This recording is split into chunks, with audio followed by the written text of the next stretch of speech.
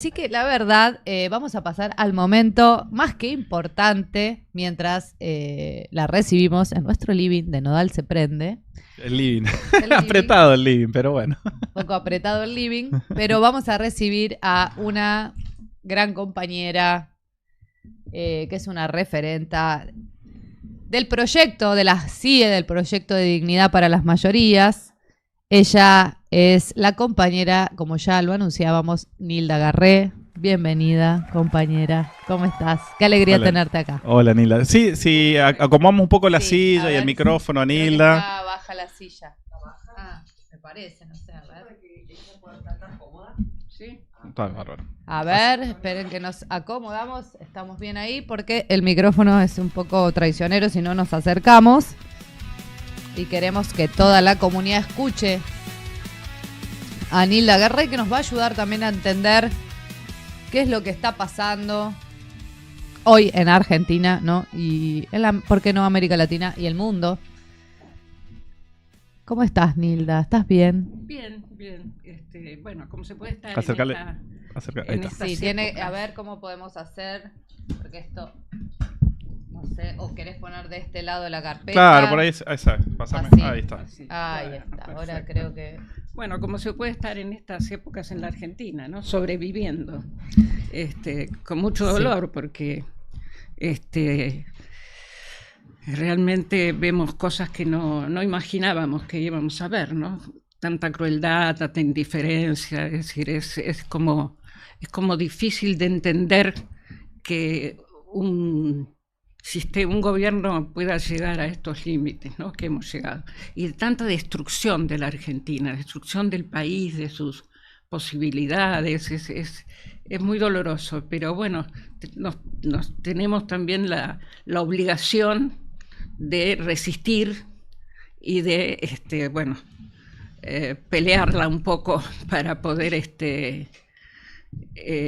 cambiar estas cosas cuanto antes, ¿no? Yo creo que es un deber irrenunciable, no solo de los militantes, creo que de los ciudadanos en general, ¿no? Que tienen que entender que hay que derrocar este proyecto, hay que derrocarlo y reemplazarlo, ofrecer una alternativa para que la Argentina sobreviva, porque hoy en día está tan atacada, tan golpeada en sus áreas más esenciales y además en los derechos de su población, ¿no es cierto? Que bueno, a veces uno sabe que hay que pelearla nomás, ¿no? Hay que salir adelante como sea, ¿no? Porque el listado de cosas que han pasado en este tiempo es casi desesperante, ¿no? Porque hoy me traía un taxi acá y dice, no, hoy está tranquilo, porque bueno, los martes es la marcha de tales y los miércoles la de los jubilados o la de los discapacitados. Él mismo me enumeraba, ayer fue la de los trabajadores que venían de San Cayetano, es decir, es que son todos esos sectores, los sectores atacados, los sectores a los que se les están quitando sus derechos más elementales, ¿no? Es decir, hay un desconocimiento de lo que la Constitución impulsa y garantiza. Es decir, para ellos casi no hay Constitución. No hay Constitución.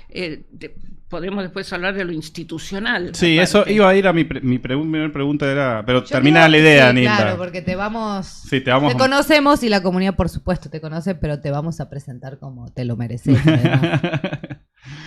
Bueno, Sí. conversamos con Nilda Garré, la gran Nilda Garré, militante peronista, también diplomática. También he sido 2 veces Sí. embajadora.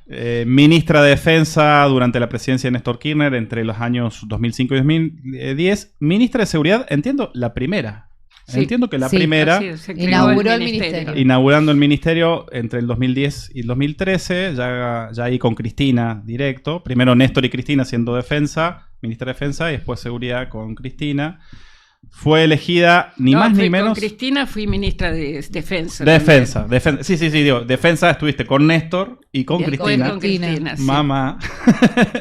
Y Seguridad con Cristina. Con Cristina. ¿Sí? Fuiste elegida en 5 oportunidades como diputada nacional, ¿no? Y se desempeñó como embajadora en Venezuela y ante la OEA.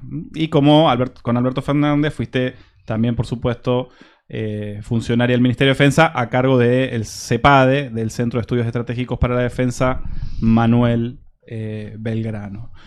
Nilda, yo también, Diego, un poco vemos eso en lo político-social, pero una primera pregunta es ¿cómo ves lo político-institucional? Digamos, porque tenés un conocimiento, una trayectoria en el Ejecutivo, en el Legislativo. ¿Cómo está la institucionalidad? ¿Qué estás viendo? La institucionalidad democrática. Democrática, ¿no? Hay democracia, Nilda, ¿cómo estás evaluando? Y realmente no hay, porque tenemos un presidente que además de todas sus locuras y de su violencia y de su lenguaje, además de eso, en fin, entiende, tal su narcisismo, que entiende que él puede hacer lo que quiere.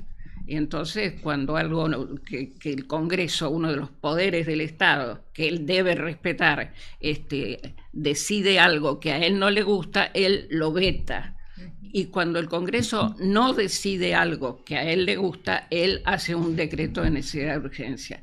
Y tanto el veto como los DNU, si bien son facultades que el presidente tiene, deben ser usadas excepcionalmente, deben ser usadas realmente en situaciones extremas y urgentes.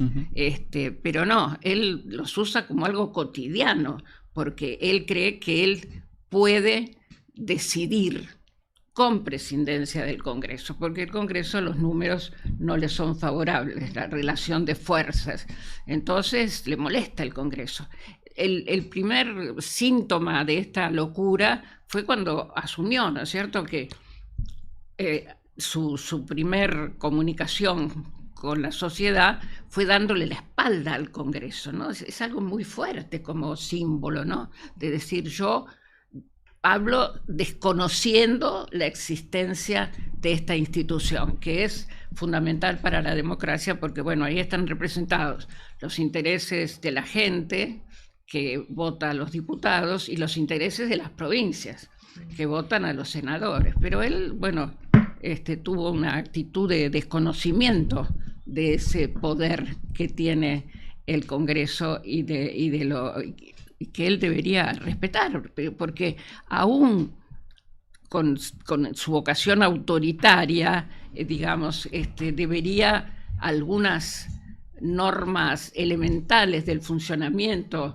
de la República, debería respetarlas, pero él no cree que vivamos en una democracia republicana y bueno, la voluntad, como él una vez ganó las elecciones, cree que eso es suficiente para que defina los intereses y los temas que involucran a todo el mundo. Además lo dice, ¿no? Lo confiesa, porque él dice, yo soy un infiltrado en el Estado, que vengo a destruirlo. Es decir, franqueza no se le puede negar. No, claro. Vengo a destruirlo, lo confiesa, vengo a destruir el Estado. Si se cree superior al Estado porque él tiene la posibilidad de destruirlo y tiene el objetivo de destruirlo. Esto realmente es medio escalofriante, ¿no? Porque obviamente en las dictaduras, sobre todo la última, se desconocía el Estado, pero yo creo que se le pasaba por arriba, se ignoraban todo, pues, se había disuelto el Congreso, pero eran dictaduras. Esto lo grave es que es un sujeto que ha sido, lamentablemente, yo siempre digo, bueno, hay que respetar lo que decide la sociedad, pero lamentablemente la sociedad eligió esto que ya preanunciaba parte de lo que iba a ocurrir, porque un dirigente que enarbola una motosierra como símbolo de su política, ¿no? Y que hacía demostraciones de cómo rompía el Banco Central y cómo rompía esto y cómo rompía aquello. Bueno, asusta a cualquiera. La motosierra es algo que una herramienta útil para justamente destruir cosas que hay que destruir, pero la destrucción es para después construir. Pero él no lo único que quiere es lograr, no quiere construir nada, quiere lograr un equilibrio fiscal, según dice, que es mentira que exista, no existe, porque él no está contabilizando hoy los intereses de la deuda en las cuentas públicas que cuenta por los medios, y entonces en realidad es irreal lo que está diciendo. Y además quiere bajar la inflación, porque ese, bueno, es un objetivo electoral, entiende, ¿no? Que eso es algo que, bueno, por supuesto, a la gente la tranquiliza, la disminución de la inflación. Pero, digamos, cualquier economista diría, y creo que él mismo lo ha dicho en algunas declaraciones, con una recesión intensa, se baja la inflación. Claro, hemos disminuido el consumo a límites récord. Entonces, tal cual, termina habiendo una disminución de la inflación, que todos deseamos que disminuya la inflación, todos deseamos el equilibrio fiscal. No es que sean objetivos de este revolucionario de pacotilla, son objetivos que queremos todos. El tema es dónde va a ser el ajuste para lograr esas finalidades. Y si se va a seguir endeudando, como se está endeudando, con unas sumas más las sumas que heredó de Macri de 45.000 millones de dólares que prestó el Fondo Monetario, él ahora ha sumado otra cifra muy importante y además intereses para los que pide prórroga para pagar porque no logra juntar las divisas necesarias para pagar esos intereses. Entonces va a dejar una bomba de tiempo montada sobre la sociedad argentina que, bueno, van a pagar nuestros tataranietos o más todavía, porque, bueno, lo que está planteando es realmente una cosa cruel. Aparte es muy cruel porque no tiene sensibilidad frente a los sectores más vulnerables, frente a los jubilados. Son personas que rondan el día de hoy en su mayoría, las que vemos que desfilan y rondan los 80 y pico de años, 70 y pico, es decir, ya no pueden trabajar, están igual trabajando, muchos haciendo transporte en Uber y otro tipo de empresas de ese estilo, manejando autos, mujeres que están vendiendo ropa, en fin, tratando de agregar un pequeño plus a esos montos irrisorios que cobran de jubilación, ¿no? 400.000 pesos ahora la mínima, y hay montones de jubilados, la mayoría están en la mínima, y bueno, la gente dice, no llego al 10, ¿no? Claro, y no hablemos si tienen que además pagar un alquiler, no, claro. no pueden ni empezar, entonces hay se están apoyando en los comedores populares, en los comedores que no organiza él, sino que los están organizando las comunidades, las asociaciones civiles, en fin, en los barrios, es la gente que se autoorganiza para darle un plato de comida a los desocupados, a los jubilados, bueno. Recién yo venía en un taxi para acá y el señor me dijo que tenía una hija discapacitada, que cuando nació le dijeron que iba a ser como un vegetal, tal era su daño cerebral. Bueno, terrible, como se imaginan, bueno, pero él se apoyó siempre en el sistema de apoyo a los discapacitados que ofrecía el Estado, y ahora dice, mi hija tiene 24 años y habla, lee, comprende, camina, va a fiestas, va a reuniones, es decir, hace una vida casi normal, pero gracias al apoyo permanente que tuvo en un instituto, Además con una cantidad de especialistas, Claro. que están los kinesiólogos, que están los psicólogos, que están, no sé, las diversas especialidades que necesita la persona discapacitada según el tipo de discapacidad, ¿no? Y él me dice, yo no hubiera podido pagar nunca Claro. todos esos profesionales, nunca. Y entonces mi hija hubiera sido, no sé si un vegetal, pero algo parecido a eso. Entonces, realmente querer atacar a esos sectores, querer meterse con el Hospital Garrahan, que es un orgullo para los argentinos, porque es una referencia en Latinoamérica, ¿no es cierto? Exactamente. Por la calidad de sus profesionales, por querer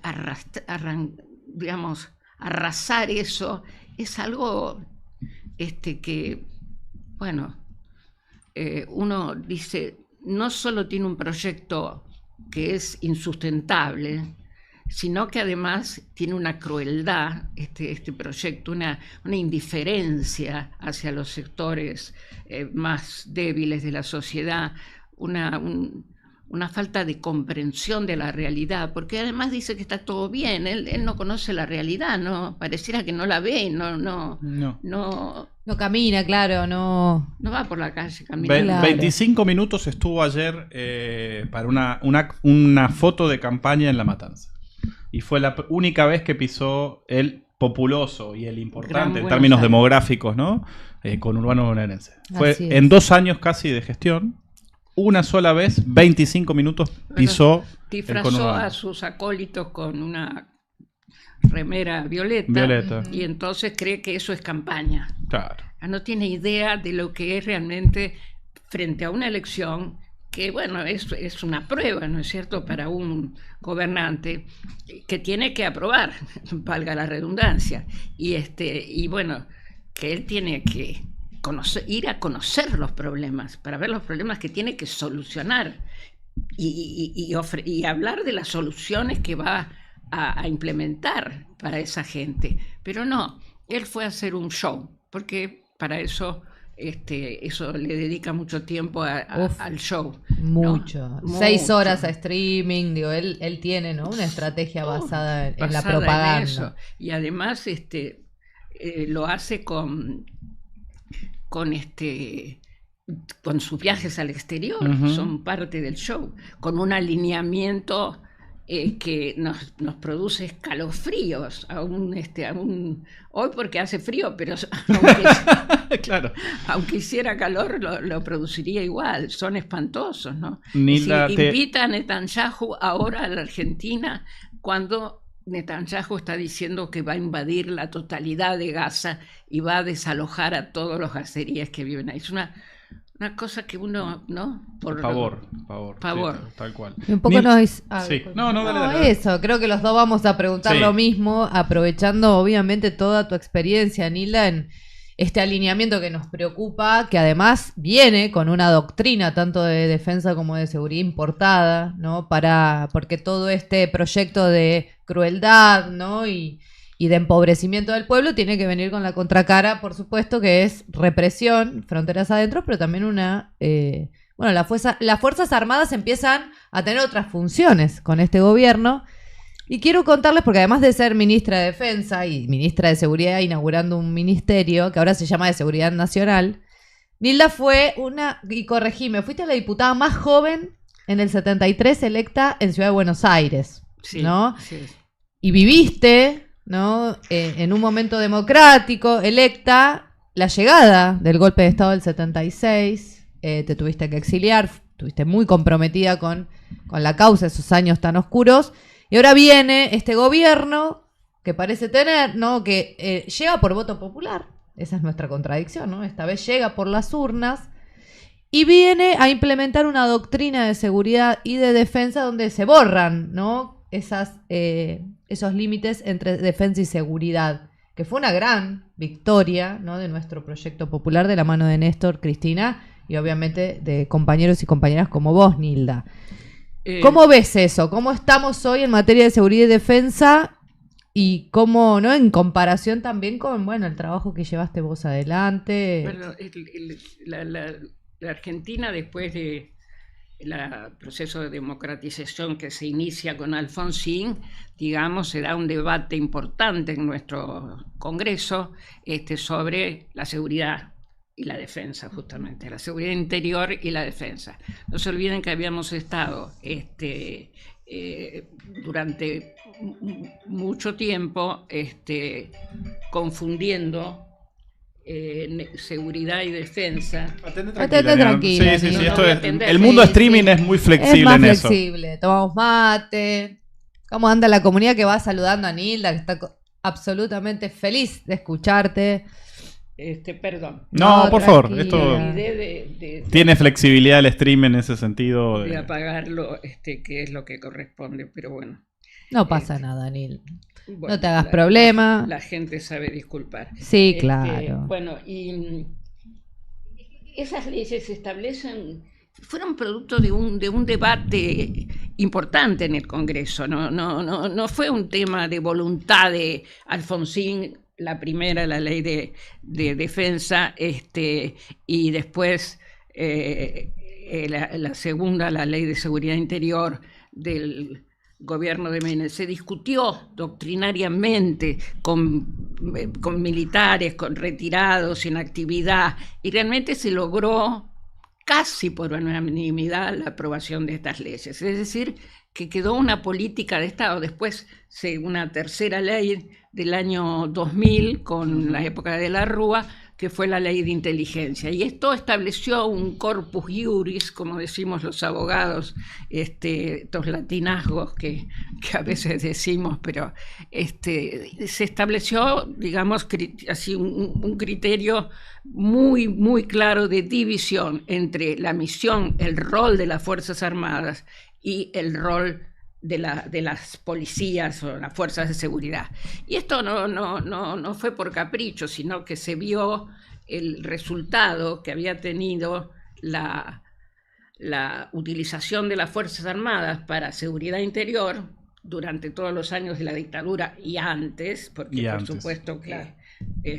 Tuvimos varias dictaduras, así que pero bueno, la última obviamente fue la que llevó los temas más a fondo, pero bueno, la etapa de Onganía y todo, entonces eso se había también instalado esta idea de que las Fuerzas Armadas, tenían que controlar la seguridad interior, evitar el terrorismo, que era una palabra con la cual querían abarcar en realidad al enemigo interno que tenían en ese momento, que de acuerdo al Comando Sur era el comunismo. Entonces, después a eso se agregaron fuerzas políticas locales que también se incorporaron a ese enemigo que había que combatir. El resultado, la consecuencia de esto fue una absoluta desprofesionalización de nuestras fuerzas.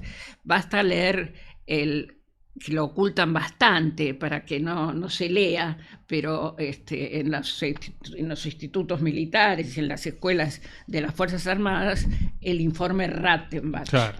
Rattenbach era un general al que después de terminar la guerra de Malvinas se lo pone al frente de una comisión que investigue el desempeño de nuestras fuerzas en la guerra. Preside una comisión de varios militares. Él hace un análisis realmente despiadado del comportamiento de nuestras fuerzas, más allá de la valentía personal, sí, claro, que por supuesto a la que rendimos homenaje, porque es gente que algunos se murieron incluso en eso y otros sufrieron secuelas y afrontaron por supuesto un momento tan difícil como es el de una guerra, pero desde el punto de vista operativo el comportamiento fue desastroso, fue incompetente, está lleno de errores, desde que no practicaron la conjuntez, es decir, el actuar conjuntamente las tres fuerzas, como es lo lógico, porque si en una guerra somos tres sectores acá y cada uno hace lo que le parece, obviamente afronta con debilidad al enemigo, que tenía mucha profesionalidad. Claro. el resultado, digamos, desde el punto de vista así estrictamente profesional, fue muy negativo para nuestras Fuerzas Armadas. Y bueno, Rattenbach lo juzga con toda la dureza que la situación merecía. Y entonces se genera incluso un desprestigio hacia las fuerzas desde el punto de vista profesional. Pero esto es porque no habían estado entrenándose para una guerra convencional como fue la de Malvinas.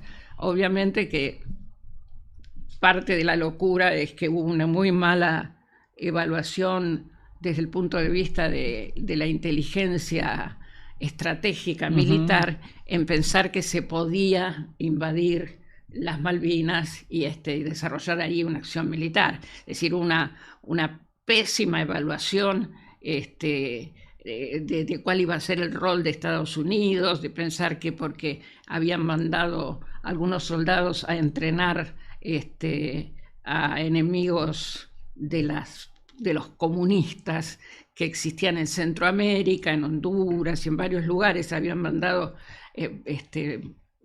represores nuestros a entrenar, y entonces dijeron, bueno, Estados Unidos nos va a reconocer estos favores, y entonces esto no creo que no lo terminaba en la frase, pero Estados Unidos teóricamente iba a romper su alianza más que histórica con Inglaterra, su relación especial. Su relación especial con su gran socia, que era la Gran Bretaña, para como agradecimiento al general Galtieri y sus personeros, porque bueno... A propósito de la despersonalización y si la producción nos acompaña, a propósito de la desprofesionalización de ese entonces y a la cual nos quieren llevar, y vamos a entrar también en eso, Nilda, preguntarte y demás, nos gustaría recordar un hecho de los más trágicos y lamentables de esa desprofesionalización, de esos años de mucha locura. Queremos ver y compartir con la comunidad una intervención tuya, entendemos de tu primera vez como diputada nacional, a un año de la masacre de Trelew, ¿no? De esa locura que significó el fusilamiento, ¿no? Ni más ni menos que de compañeras y compañeros presos políticos que en un intento de fuga terminan siendo ajusticiados, ¿no? Cuando ya estaban dominados. Cuando ya estaban dominados y rendidos, ¿no? Si podemos eso... Ahí vamos. Mientras tanto, obviamente decirte, Nilda, que te saludan acá varias compañeras que qué pedazo de honor, dicen, escuchar a Nilda Garren Nodal, ¿no? Bueno, te van aportando a lo que fuiste diciendo, coincidiendo con tu análisis. Saludos cordiales desde Santiago del Estero. Qué bueno, voces para reimpulsar el debate sobre la defensa que necesitamos, dice Luis Weiner. Le mandamos un abrazo también, amigo de Nodal. Qué compañera tan valiosa. Quiero escuchar historias y anécdotas de Nilda, dicen por acá. Manda saludos Sergio Rossi también. Sergio estuvo... seguramente debe estar escuchando porque... es más, dice, qué bueno que va Nilda. Ahí está la... A ver. Ahí la escuchamos. Esto si querés para escuchar, Nilda. Ahí. Ahora sí. Ahora sí. 1951 fue una derrota del pueblo.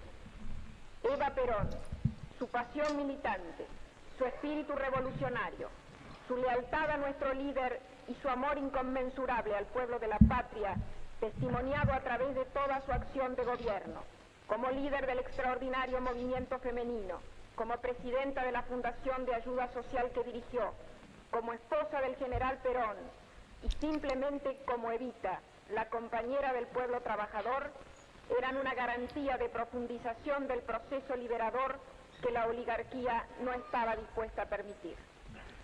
Aquel 22 de agosto, ante esa multitudinaria expresión de adhesión popular, en ese diálogo titubeante y emocionado, Eva Perón dio nuevamente su testimonio militante.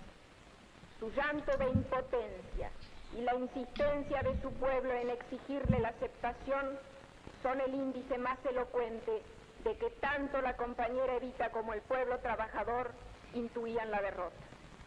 Unos días más tarde anunció su decisión irrevocable de renunciar al honor de acompañar al general Perón en la fórmula presidencial. Fumando Perón en el Congreso, supo eso es ceder de otra sin época. abandonar. Supo sacrificar sin resignar y continuó su lucha como soldado de su ideal y misionera de su pasión. Antes de morir dijo: volveré y seré millones. Esa frase fue recogida al día siguiente de la caída del gobierno peronista por el pueblo, que comenzó así una larga y penosa marcha en su anhelo de recuperar el gobierno y el poder y completar el proceso liberador.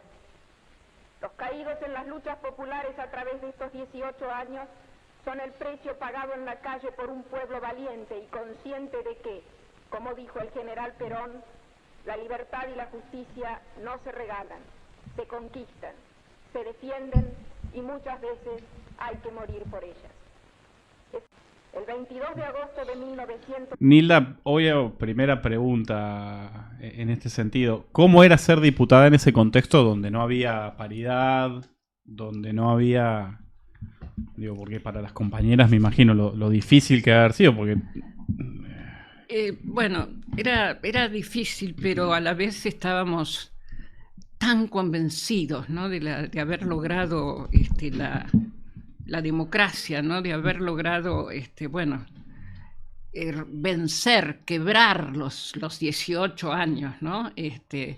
Porque hay que ver lo que son 18 años, Sí. aguantando una proscripción, donde Perón no podía ser candidato, no se podía usar la palabra justicialista, peronista, un montón de palabras prohibidas, había que decir el tirano prófugo o el dictador depuesto, era la forma de mencionar a Perón, porque no podías decir Perón. Entonces, aunque hablaras de un hecho histórico normal, la forma de referirte a Perón era eso, fue esa locura. El pueblo con tanta fidelidad, ¿no?, lo soportó y mantuvo su fidelidad, porque era la fidelidad a un proyecto, la fidelidad no solo a Perón persona, digamos, sino a un proyecto que le había devuelto su dignidad, que le había permitido conquistas que no eran esperadas. Es decir, realmente fue asombroso. Yo creo que la misma dictadura, y bueno, se notaba en la cosa, no le da el cuero para volver, y bueno, volvió porque finalmente la gente, yo me acuerdo que yo acompañé al doctor Cámpora en esa gira del Luche y Vuelve en varias provincias, se llamaba, donde íbamos, el doctor Cámpora iba a convencer a la gente de que estábamos seriamente en el proyecto del regreso de Perón, año 72, te estoy hablando, ¿no? 1972, y aún íbamos, por supuesto, a actos organizados por los compañeros peronistas, pero aún ellos a veces nos miraban como diciendo, pero podrá ser. Me parecía un sueño imposible, porque además había habido un intento. Claro. Bueno, que lo frenan en Brasil. Claro, lo frenan en Brasil el gobierno de Ilía, ¿no? Lamentablemente, pero bueno, que era un hombre democrático y todo, pero bueno, ahí entró en la influencia del gorilismo, ¿no? Y bueno, y tuvo que volver Perón, pero bueno, llegó Perón y con eso lo importante del regreso ese, porque nosotros le decimos el regreso al 17 de noviembre, el retorno es el del 20 de junio, que a nuestro juicio está como viciado por algunas cosas que pasaron. Pero el 17 de noviembre lo que se quebró, además, fue esta posibilidad de negociar con los militares una salida condicionada, ¿no?, donde se aceptaran algunas cosas y en fin.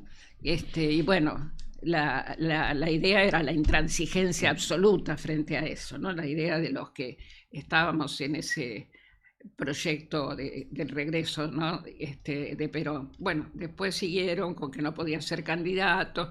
Finalmente, bueno, la renuncia de Cámpora, como todos sabemos, y bueno, Perón fue candidato también. Pero fueron 18 años terribles de espera, pero además alimentando una esperanza de que volviera. Hubo hasta leyendas, va a volver en un avión negro, qué sé yo, cosas. ¿Vos volviste en el avión con Yo volví el 17 de noviembre, sí, tuve esa enorme satisfacción, porque ese era un sueño. Yo era muy joven, pero desde chica. ¿Cuántos años tenías, Nilda, ahí? Y tenía 26 años, creo. Tremendo. Y bueno, yo había vivido en un hogar peronista. En el 55 mi papá era diputado por la provincia de Buenos Aires y bueno, después tuvo cierto grado de persecución, estuvo preso un tiempo, después en fin, conocía toda la historia, ¿no?, de esa resistencia que habían tenido los peronistas, las reuniones que se hacían en mi casa a veces, porque había llegado ya no me acuerdo ni cómo se llamaba. Sí, eran las grabaciones esas grabaciones, que no se escuchaba un pepino, porque eran de la época de las tecnologías muy malas, Claro. muy los comienzos de la tecnología. Entonces estábamos todos así con el oído pegado y bueno, pero sí, eso la gente venía y era algo muy esperado, digamos, ¿no? Que Perón conocía, porque era un hombre que conocía, ese sí que sabía la realidad, digamos, sobre el final de su mandato, quizá, a mi juicio, no percibió bien la realidad del último momento de su vida, ¿no? Pero bueno, la violencia que se iba a generar, ¿no? Que él siempre habría preferido el tiempo a la sangre. Y bueno, lamentablemente quedó armado un esquema de poder, de control del Poder Ejecutivo, que era más bien una garantía de sangre, ¿no? Con la existencia además de otras fuerzas, por supuesto, de montoneros y de FARC y de todos, que garantizaban que iba a haber enfrentamiento y que bueno, no eran útiles para un proceso de pacificación, ¿no? Pero bueno, ahí ya Perón era muy mayor y estaba bastante enfermo, ¿no?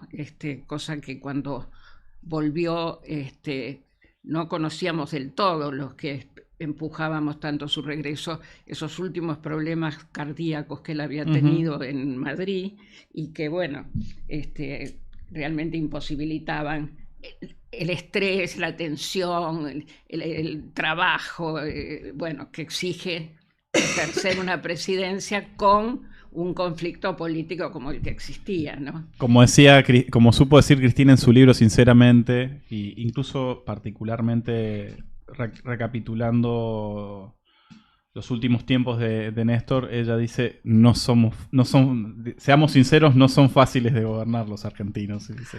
No, es probable que los argentinos, pero... ¿Quién lo rodeaba Perón en su último tiempo, no? También. Claro, eso es realmente trágico, ¿no? Porque, bueno, un loco, un psicópata como López Rega, y una mujer realmente limitadísima, como era Isabel, además manejada por el loco, manipulada por el loco, pero además realmente una mujer que además muy limitada en su formación, en su educación, entonces ni conocía la historia argentina y los procesos que habíamos tenido en nuestra vida como nación, ni tampoco entendía la realidad concreta de lo que estaba pasando. Y por supuesto no había aprendido en todos esos años junto a Perón, no había aprendido ni un gramo del talento político de Perón, no había logrado traspasarle. Entonces,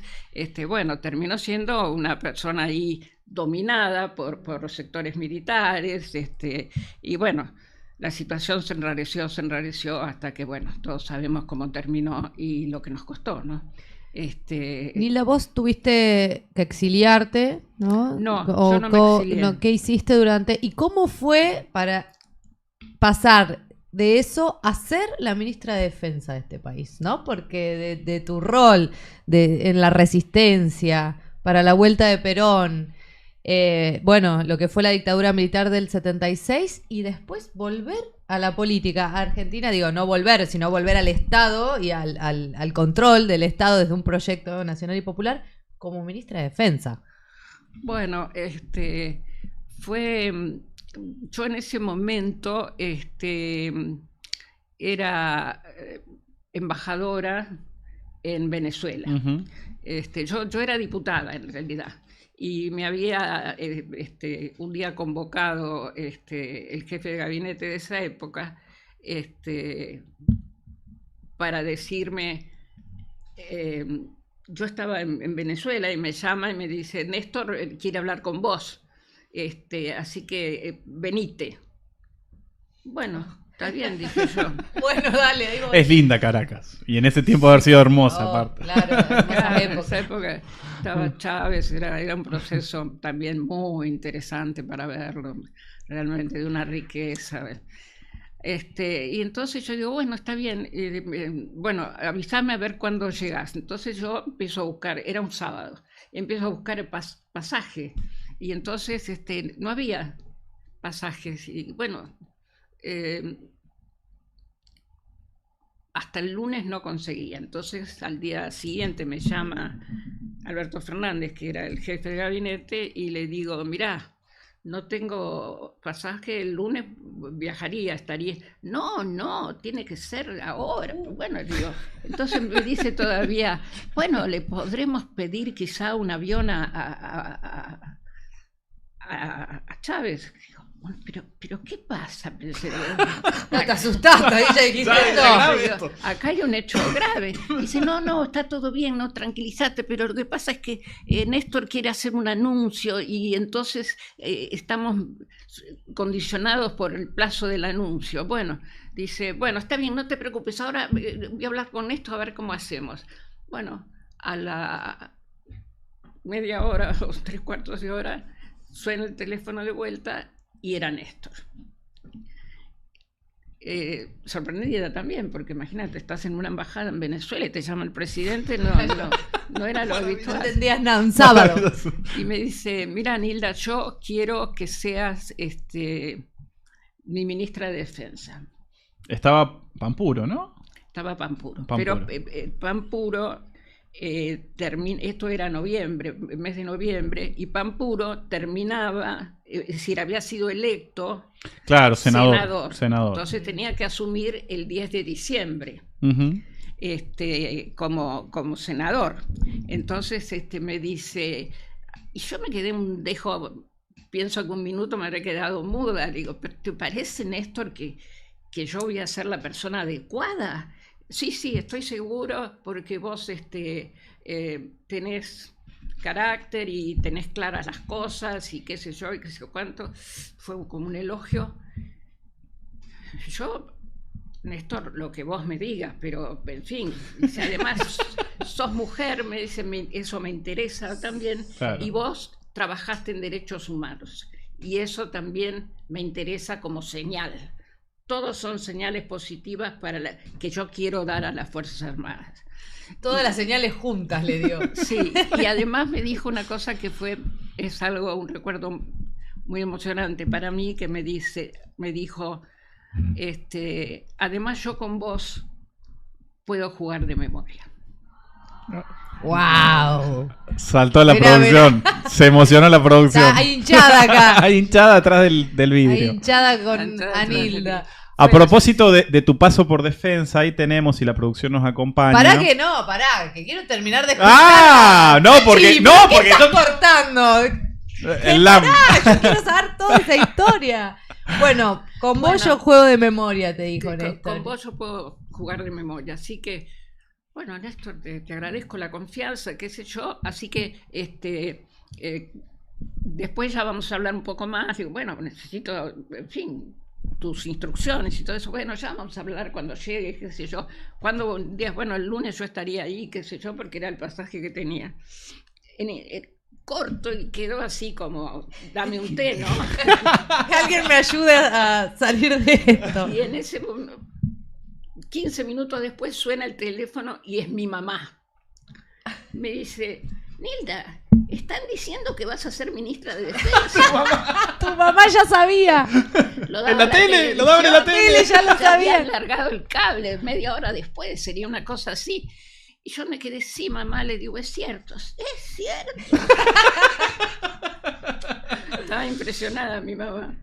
Y bueno, cuando después llegué a Buenos Aires, hablé con Néstor y me dijo, lo fundamental es restablecer el control político de las Fuerzas Armadas. Yo soy el comandante en jefe, no quiero que vos seas una transmisora, no sé si lo decía por alguien, una transmisora de las ideas de los militares para mí, al revés. Me queda clarísimo y además, Néstor, es lo que corresponde, así que no tengas duda de que voy a encarar por ese lado. Y bueno, así fue.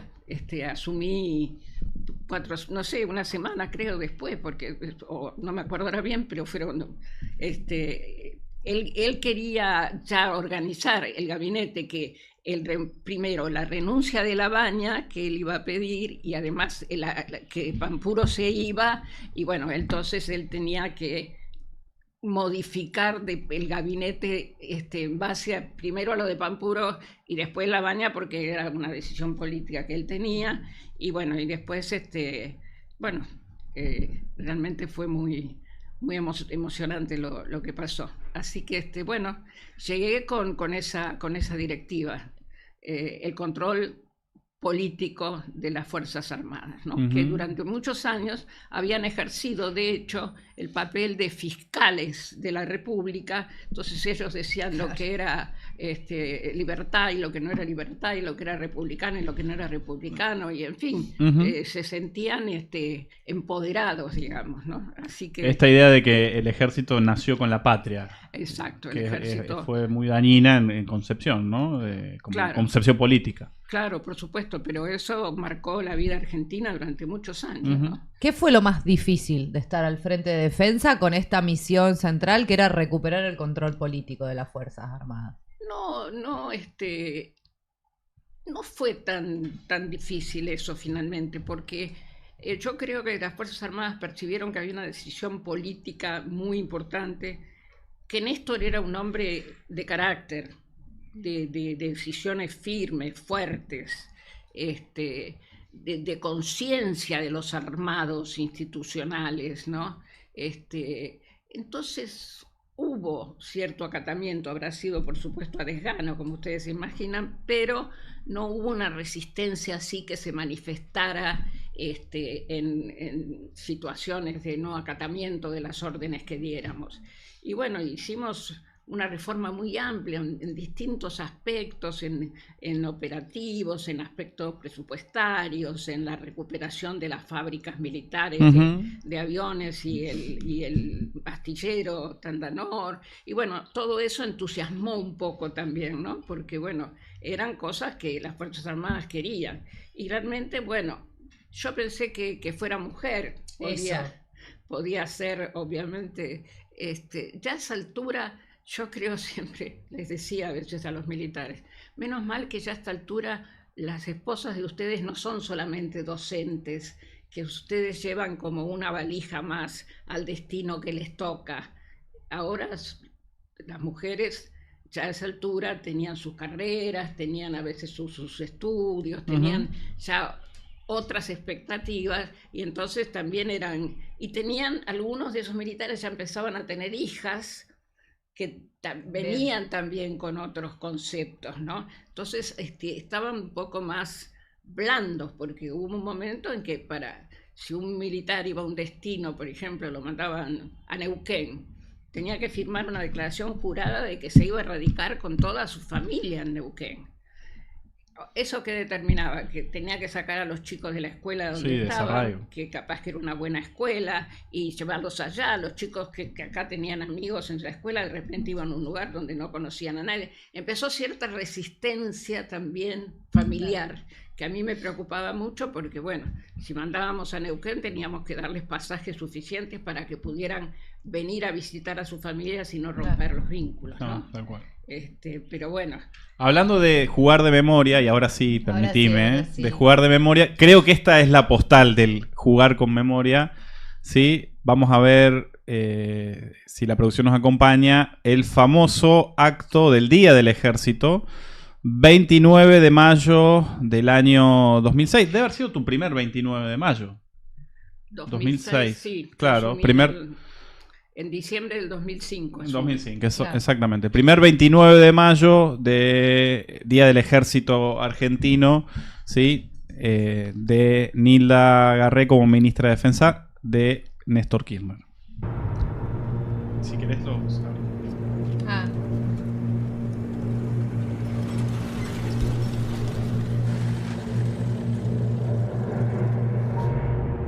El llamado en Venezuela a... Quiero que quede claro que como presidente de la Nación Argentina no tengo miedo, ni les tengo miedo, que queremos el ejército de San Martín, Belgrano, Mosconi y Sabio, y no de aquellos que asesinaron a sus propios hermanos, que fueron de Videla, Galtieri, Viola y Viñones. Hay un nuevo país. Necesitamos soldados comprometidos con el destino de la patria. Y como presidente de la Nación Argentina, vengo a reivindicar un ejército nacional comprometido con el país y alejado definitivamente del terrorismo de Estado. Señores oficiales y suboficiales, les pido fuertemente ese concepto y esa filosofía que definitivamente los incorpore a la construcción de la patria que los argentinos necesitamos. Muchísimas gracias. Acá te preguntan, Nilda, en el chat, si vos sabías lo que iba a decir ese día. No, Porque, mamá, no les tengo miedo, les digo. No sabía, pero estaba Como fuera el muy, micrófono, se corta. con toda razón, estaba muy indignado Néstor, porque en realidad ahí el ejército, el director del colegio militar, no había controlado el ingreso debidamente y habían entrado, por ejemplo, el hijo de Videla, y algunos así de ese estilo, y son los que ahí no se vio bien en la filmación, pero en una especie de espacio que había al lado del lugar donde estaba hablando Néstor, se dan vuelta y le dan la espalda a Néstor. Sí, es famoso. Entonces él se indigna porque era un gesto de absoluta repudio a lo que él estaba haciendo. Entonces, como justamente soy el comandante en jefe y esta gente me tiene que respetar. Entonces ahí yo creo que él todavía eleva un poco más el tono duro de su discurso, contestándole o de alguna manera respondiéndole a esos que estaban intentando hacer ¿Hubo alguna incomodidad en la oficialidad en ese acto, Nilda? También, ¿no? ¿Algún movimiento? Bueno, esos que se daban vueltas eran oficiales, coroneles, ¿no?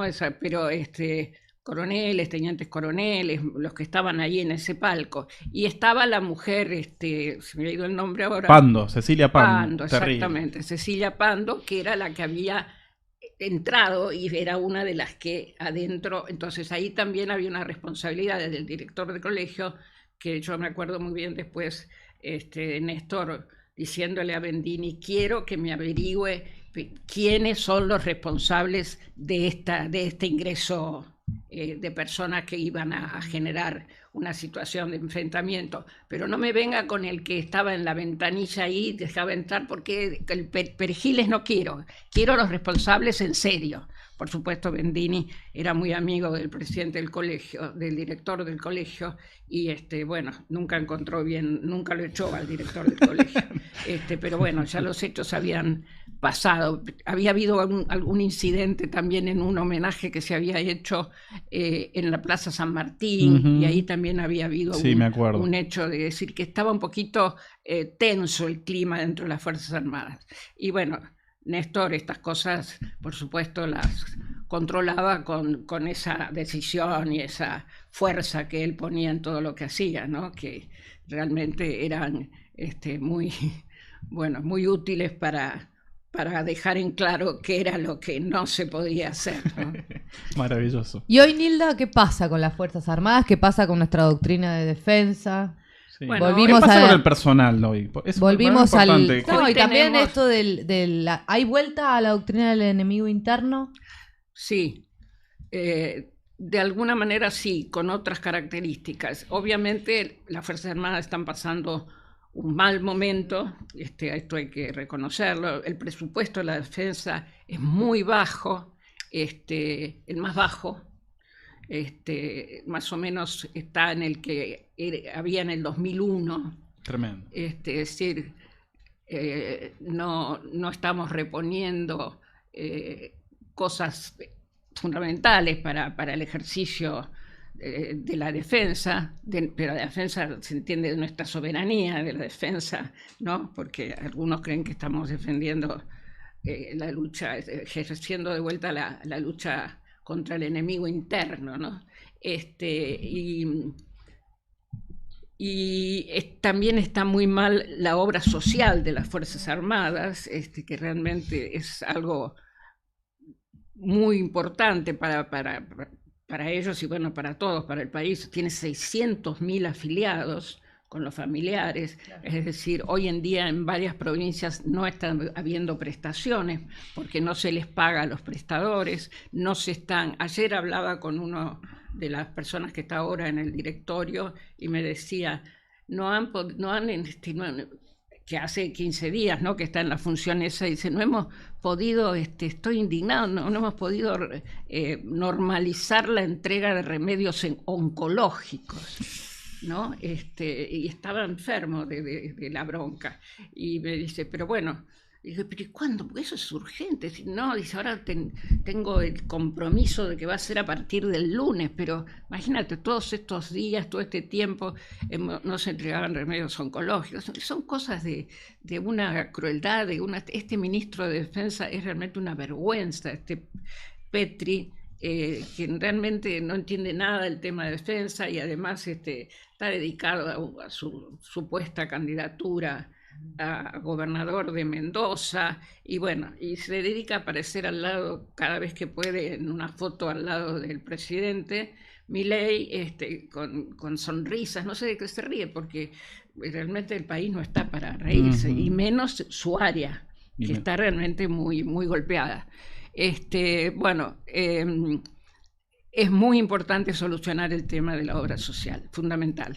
Cuando se fue Jorge Tayana, la persona que había designado Jorge Tayana al frente del IOSFA, la obra social, había dejado las cuentas absolutamente en orden, sin ningún déficit ni nada. Hoy hay 250.000, en un año y medio, 250.000 millones de déficit. Tremendo. Y un déficit mensual de 15.000 millones. Así que es una cosa terrible. Eso hay que resolverlo. Hay que resolver la equiparación que Jorge Tayana cuando se fue la dejó armada y dejó con compromiso firmado con las Fuerzas Armadas de que iban a tener una escala de la cual faltaban todavía 2 cuotas, en 5 cuotas, para equiparar los sueldos de las Fuerzas Armadas con los sueldos de las Fuerzas de Seguridad, que son más altos. Claro. Las 2 últimas cuotas estas que estaban previstas en los presupuestos no se cumplieron. Así que realmente la situación es delicada y ese problema hay que resolverlo, porque las Fuerzas Armadas merecen que esos temas se resuelvan. Ahora, hay una tendencia que este ministro ha concretado con una resolución que es desprofesionalizar a las Fuerzas Armadas. Empezó con esto que se llama el operativo Roca, que es la colocación de militares. Empezaron con 1.000 en la frontera norte para que desarrollen tareas que debería desarrollar la Gendarmería, porque bueno, la Gendarmería es la encargada, según nuestro sistema, de vigilar las fronteras.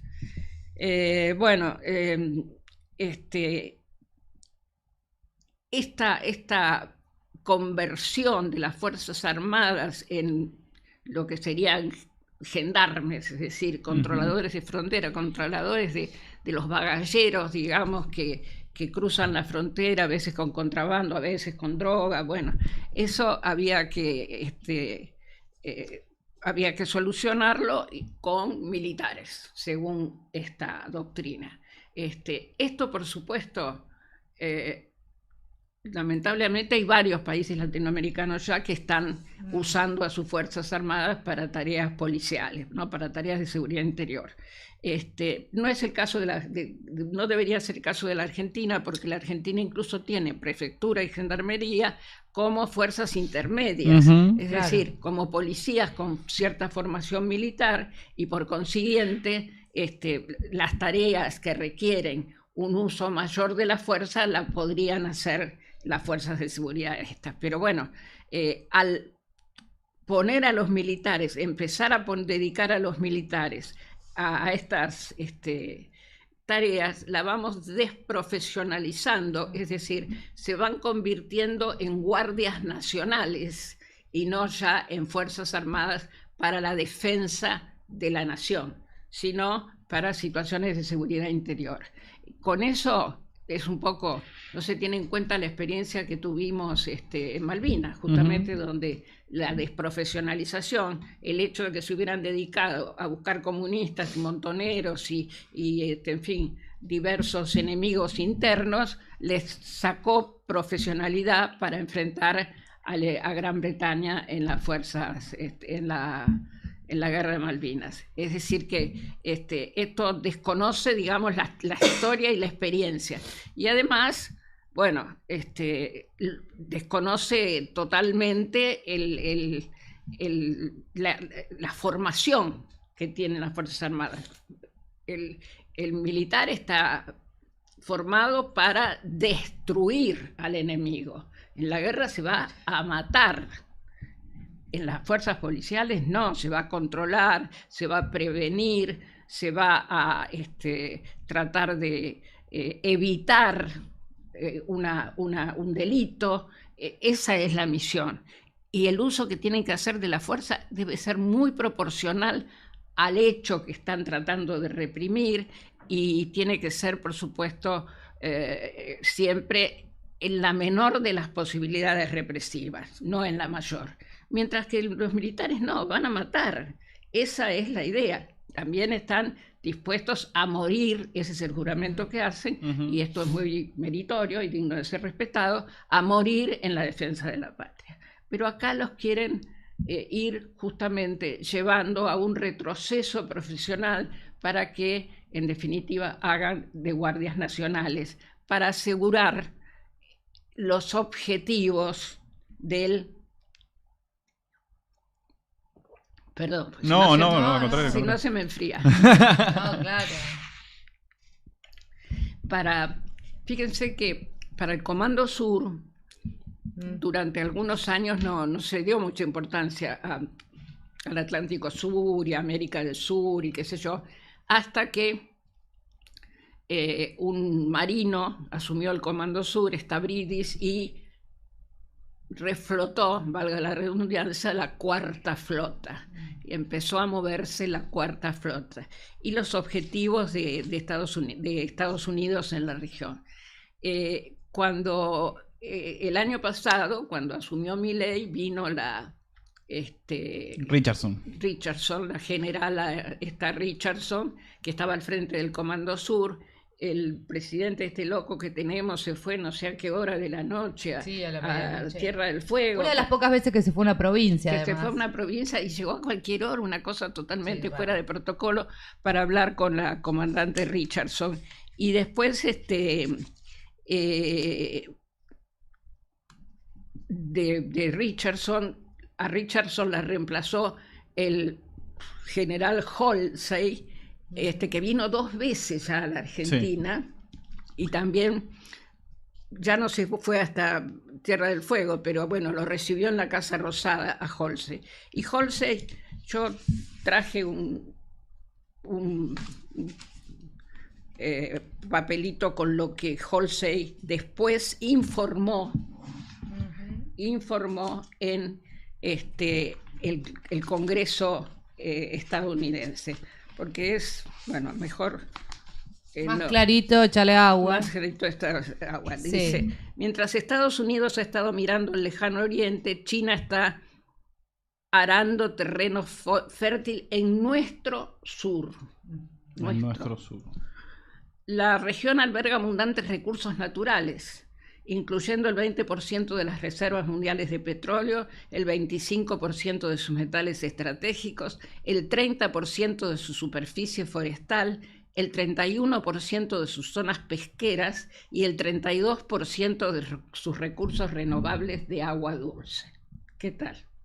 China ha utilizado su iniciativa de la Franja y la Ruta para convertirse en el principal socio comercial de Sudamérica y el segundo de Centroamérica y el Caribe.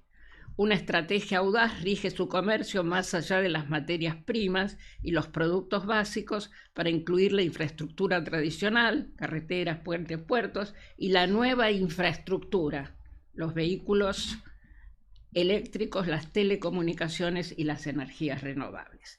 Entre 2000 y 2018, China invirtió 73.000 millones de dólares en los mercados de América Latina y el Caribe, acumulando una influencia que deja a Estados Unidos y a nuestros socios vulnerables a la agenda maligna de Beijing.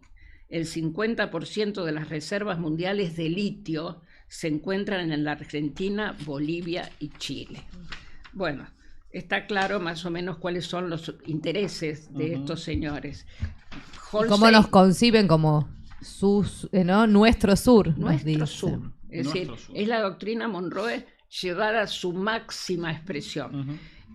Él vino a pedir concretamente una base naval integrada en la zona de Tierra del Fuego y que allí haya un punto de abastecimiento y funcionamiento para submarinos nucleares norteamericanos.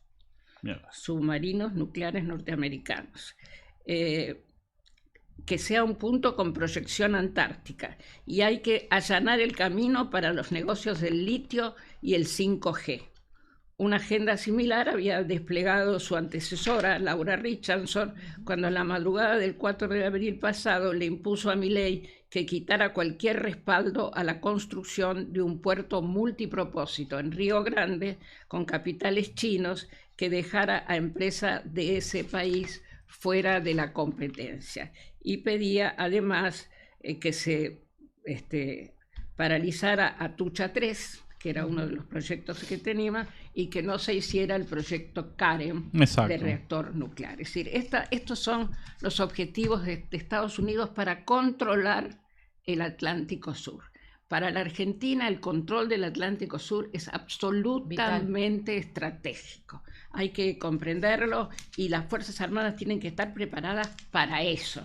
Y también preparadas con equipamiento. Nosotros necesitamos tener submarinos, por ejemplo. Se nos hundió, como todos sabemos, muy tristemente, el último submarino que nos quedaba, el San Juan, primero muy tristemente por las víctimas, pero además porque era el último submarino que nos quedaba. Este gobierno no está haciendo nada para reponer esa capacidad. Nosotros tenemos una zona austral en el mar muy importante por la riqueza pesquera, que es impresionante desde el punto de vista de comparación mundial, incluso además por la pluralidad de especies que hay. Tenemos ahí gas, tenemos además de Vaca Muerta, ¿no? Que toda la zona, gas y petróleo, hay minerales muy importantes, es decir, y además está el acceso a la Antártida, que es estratégico. En el 2048 se van a discutir las posibilidades de uso de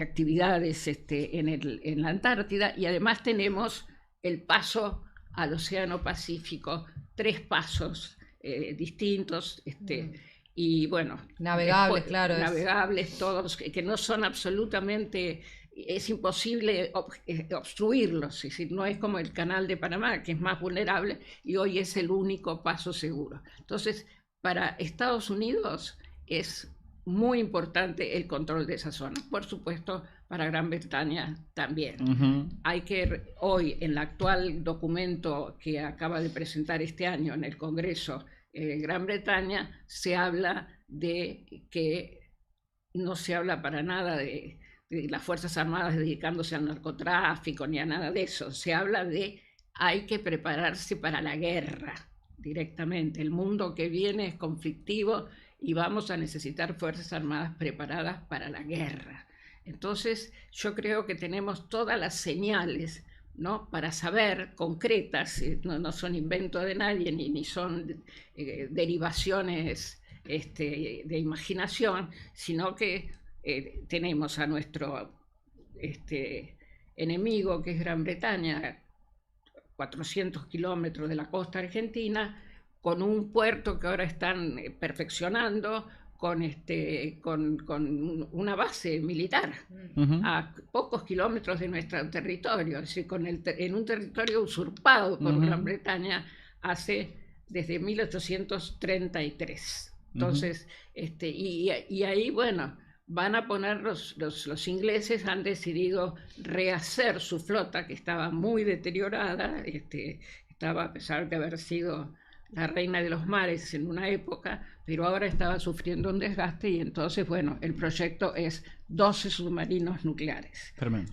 Entonces, nosotros tenemos la obligación de que nuestras Fuerzas Armadas no se dediquen a cuidar la frontera norte, a hacer tarea de gendarmes, porque para eso están los gendarmes, y sí se ocupen de perfeccionarse sus entrenamientos para defender ante algo que esperemos que no pase, pero para lo que tenemos que estar preparados, y tenemos que tener como mínimo la capacidad de disuasión para que no ser objeto de un ataque militar en este caso, la usurpadora Gran Bretaña. Nilda, en este contexto, ¿no? Y siguiendo tu recuento, ¿no?, en la dimensión del personal, técnico, operativa, podríamos decir, ¿no?, de personales que se están cobrando sueldos de miseria. En los últimos aumentos blanquearon una tabla salarial que realmente lamentable. Digo, estamos hablando de, si mal no recuerdo, un general de brigada, 1.600.000 pesos. Sí, no una llega, cosa, sí, no hay. Estamos hablando de eso, conducción militar,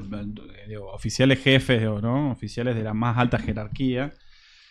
La obra social, el recuento que recién hacías, ¿no?, el IOTFA, sin prestaciones, absolutamente fundido. En el plano de la estrategia, mandados al operativo Roca a ser gendarmes en la frontera norte, a perseguir bagalleros, ¿sí?, en tareas de seguridad, a matar bagalleros, pues ha pasado esos episodios, en tareas incluso de apoyo a la represión de la protesta social, porque se ha visto unidades del ejército argentino con radares, con bloqueadores de comunicaciones de drones y demás en las inmediaciones del Congreso en más de una oportunidad. Con todo esto que estás comentando de un mundo que se prepara para la guerra, una potencia que ocupa una porción de nuestro territorio de manera ilegal y legítima diciendo eso, a vos, por tu experiencia, por tus años, por tus relaciones, te llega, ¿no?, permanentemente el contacto, el diálogo con los militares, sobre todo militares en condición de retirados. Pero ¿es tan así ya hoy, al día de hoy, que los militares son base electoral o base de apoyo, como el gobierno pretende permanentemente esgrimir en su propaganda, o ya no? ¿Qué estás viendo de ese pulso? Bueno, es un poco un misterio. Un misterio, ¿no? Porque creo que ellos no expresan todas sus opiniones realmente cuando son a veces preguntados o encuestados, ¿no? Es decir, bueno, por un tema además de jerarquías y de cuidados, pero yo creo que sí, en su momento tuvieron un apoyo claro, porque son muy antiperonistas, aparte, lamentablemente, en general, ¿no? Y entonces hay una primera reacción que es, bueno, ¿quién está contra el peronismo, bueno, entonces creo que eso ha influido, pero obviamente que están muy críticos sobre la conducción del Ministerio de Defensa, ¿no? Que realmente es vergonzoso. Este ministro es lamentable, creo que es el peor aún que el que tuvo Macri, que fue malo. Macri empezó con este tema de la desprofesionalización, con la emergencia. ¿Se acuerdan que hasta el derribo había querido autorizar el derribo de aviones que, bueno, se supusiera, porque nunca se podría saber, si yo lo derribo nunca puedo investigar después si era un avión que transportaba droga o no, claro. Era pena de muerte sin juicio previo, y bueno, finalmente eso por suerte se paró, pero bueno, realmente ellos creo que estas nuevas funciones tampoco les gustan a los militares. Ellos saben que donde se aplicó el uso de los militares, donde se instaló eso en México, en Colombia, los resultados fueron malos directamente. No se eliminó el problema de narcotráfico en ninguno de esos dos países, lamentablemente, y además las Fuerzas Armadas incurrieron en excesos, una forma muy delicada, muy delicada de decirlo. Incurrieron en muertes y en todo tipo de violaciones de derechos humanos, y además se corrompieron porque se metieron en un tema donde se maneja mucha plata y entonces empezaron a participar de los beneficios que tienen esas plagas terribles que son las tratas de personas y el narcotráfico y todo eso. Entonces ellos saben que eso les ha tenido un costo muy grande para las Fuerzas Armadas de esos países, y bueno, creo que además después de lo que pasaron en la Argentina, donde también fueron juzgados por sus crímenes, bueno, no les interesa para nada. Además que la vocación de ellos, obviamente, si no hubieran entrado en la escuela de policía o entrado en la gendarmería, la vocación es otra. Aparte se sabe, ¿no, Nila? Hay un caso de Brisa Páez de la Armada, que es bueno, que no sé ahora cuál es su situación, pero estaba muy grave por golpes en la cabeza, en entrenamiento antidisturbio de la Armada, ¿no? Ahí se sabe. Sí. Es claro, un poco raro que se estén entrenando. Y están siendo entrenados, todo indicaría, por gente de la Guardia Nacional de Georgia, porque acá para eludir la legislación de la Ley de Defensa y de la Ley de Seguridad Nacional, se hizo, y se hace en varios países esto, un convenio con estados de Estados Unidos, es decir, con provincias de Estados Unidos. Entonces, no es con el país, sino que es con uno de sus estados, y que tienen una Guardia Nacional, que no tiene... una gendarmería con las características estadounidenses, que son por estados... que participan en algunos teatros de operaciones de guerra, pero que evidentemente son fuerzas de seguridad interior. Claro, ¿no? Son fuerzas de seguridad interior, sí. Pero bueno, ahora están entrenando aparentemente a algunos de estos que van a participar del operativo Roca. Tremendo. Este nuevo invento que han hecho en la zona norte. Tremendo. Así es, con el operativo Güemes, ¿no? Que encima le ponen esos nombres, ¿viste? Que es de seguridad, pero bueno, en esa coordinación porque es indignante. Si Güemes resucitara, pobre Güemes, encabezaría la resistencia, la guerra contra esta destrucción terrible de nuestro país, ¿no? Que hay que tener muy presente y hay que detenerla, porque van a regalar todo, ahora querían disolver, bueno, no sé, van a seguir intentándolo, los institutos de ciencia y tecnología, el Instituto de Tecnología Industrial, el INTE, Tecnología Agraria, el CONICET, es decir, todo lo que es desarrollo, lo que es producción, lo que es avance de la Argentina, se destruye. Y por supuesto la entrega de recursos estratégicos, que también forma parte de la idea de tener ingresos, digamos, ¿no? Y desde ya un endeudamiento que está alcanzando niveles terrorífico, ¿no? Así es. Nilda, bueno, yo seguiríamos Seguiríamos, sí. horas y horas. Le dijimos 1 hora, ya la llevamos por ya la la hora y llevamos media. No, así como última, acá en Nodal tenemos un juego que siempre hacemos a entrevistados y entrevistadas así ¿no?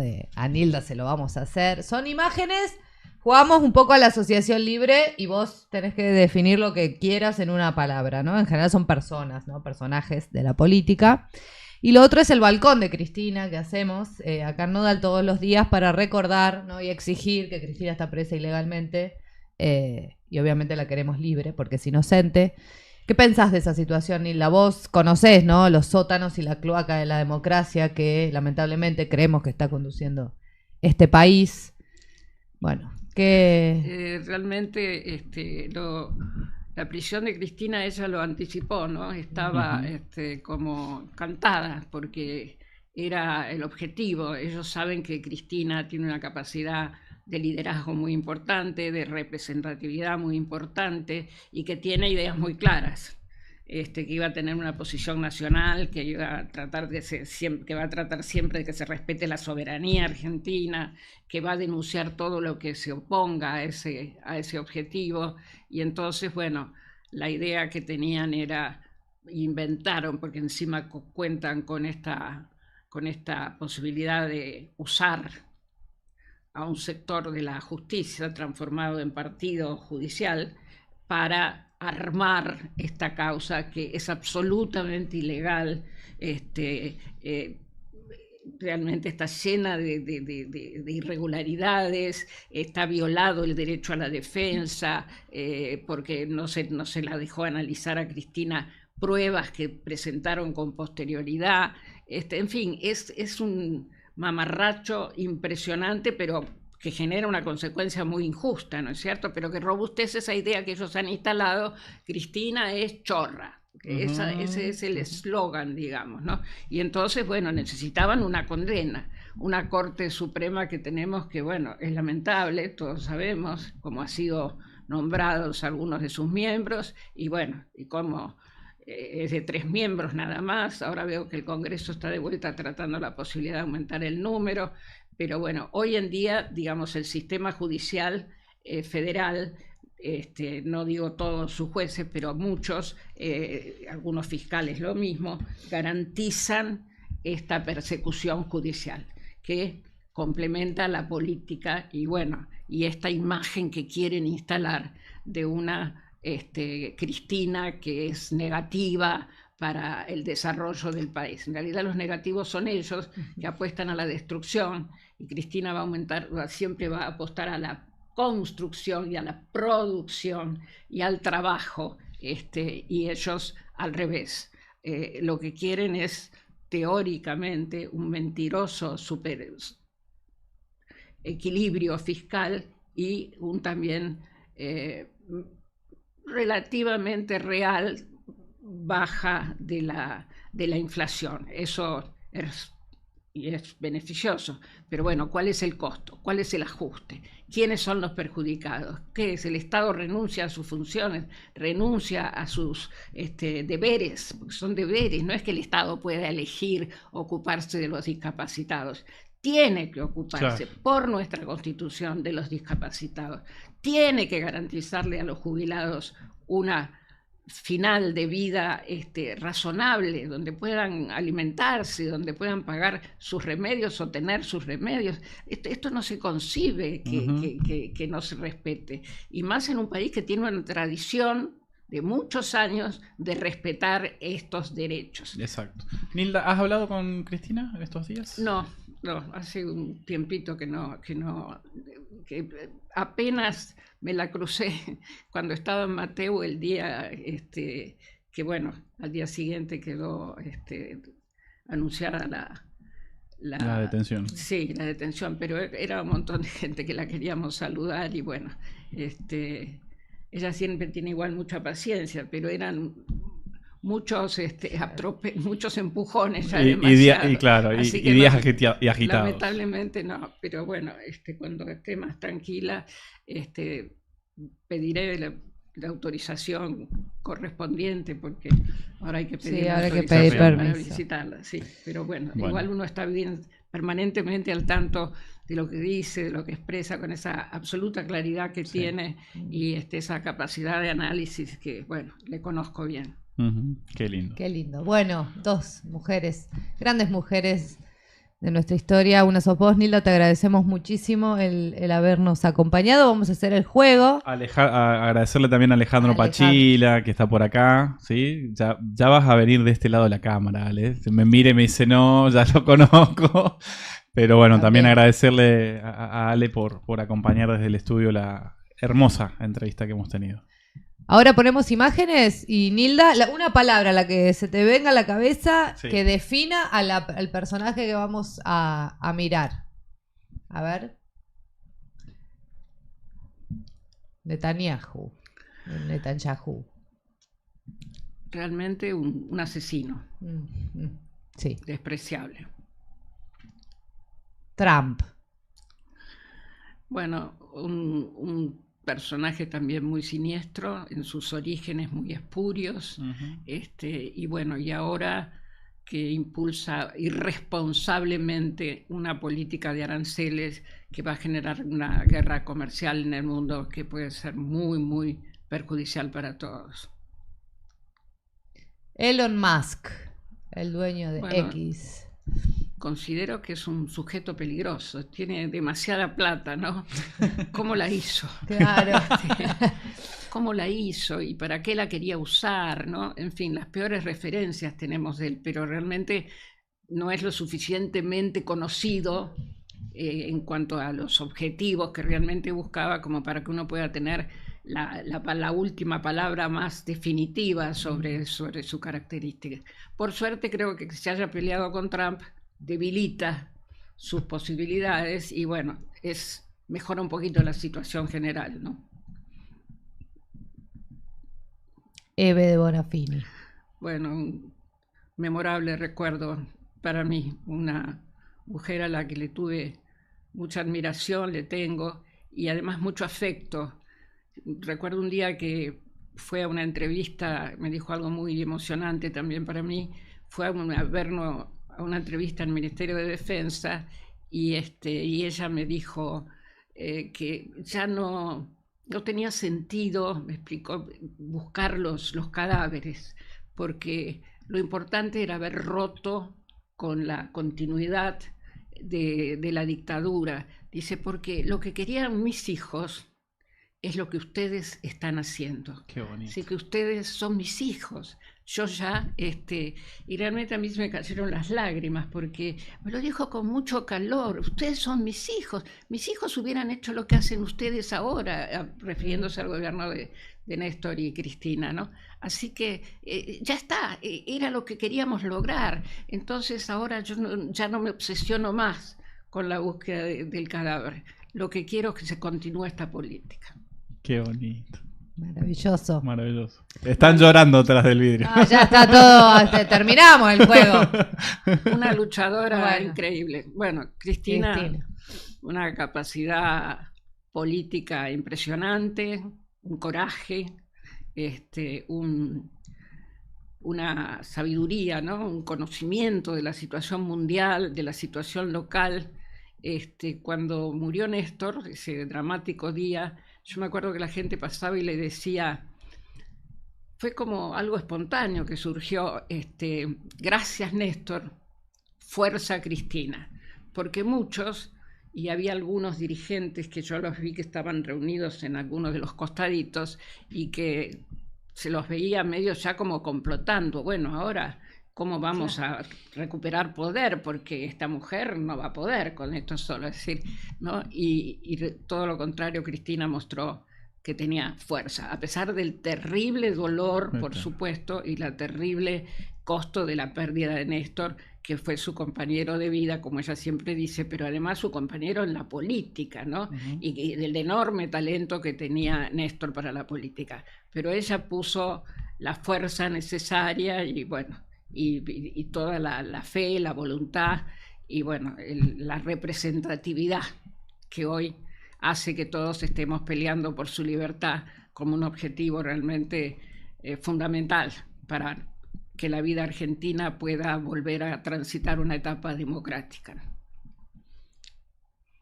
Chávez.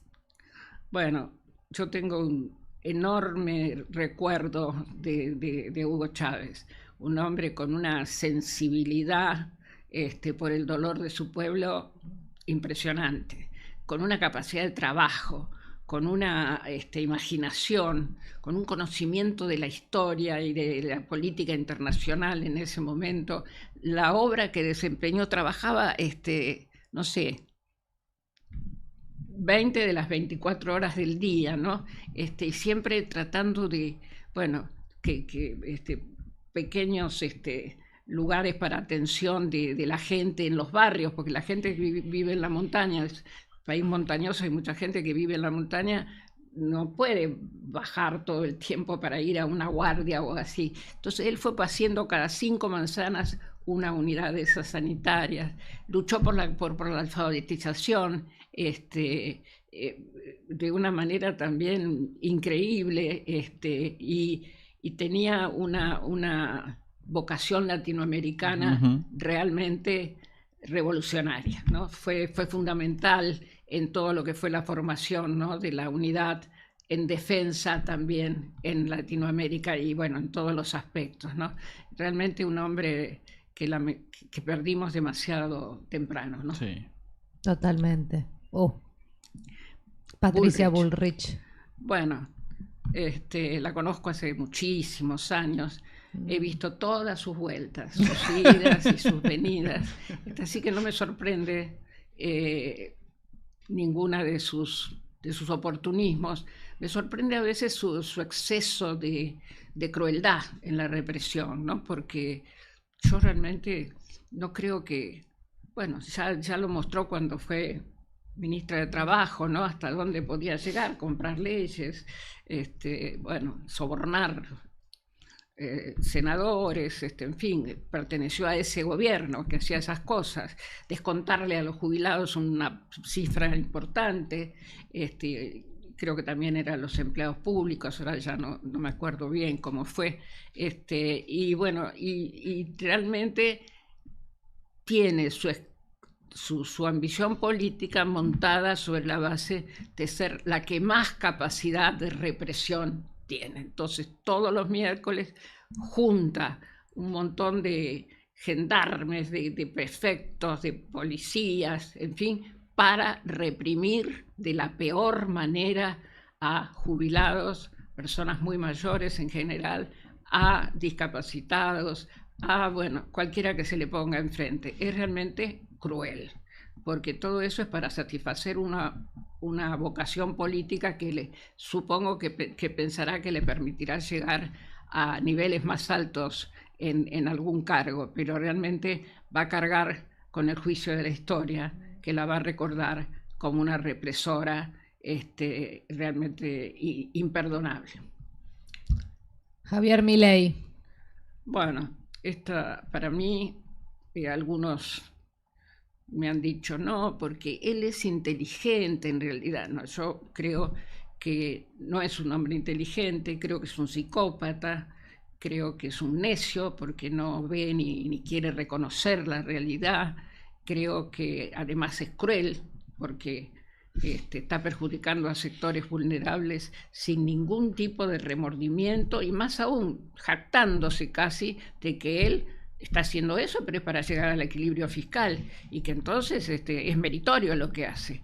Un narcisista, porque obviamente se cree destinado a grandes destinos, realmente un hombre de una capacidad para generar violencia, para generar odio en la sociedad, que lo hace realmente peligroso, muy peligroso. Porque las sociedades con odio en general no prosperan hacia lo útil, hacia lo productivo, hacia la creación de empleo, hacia el desarrollo de los científicos, hacia los temas que necesita el país y que además es capaz, por su alineamiento súper automático e incondicional con Estados Unidos y con Israel, de llevar al país a situaciones muy, muy negativas y muy graves, e incluso a involucrarnos en eventuales conflictos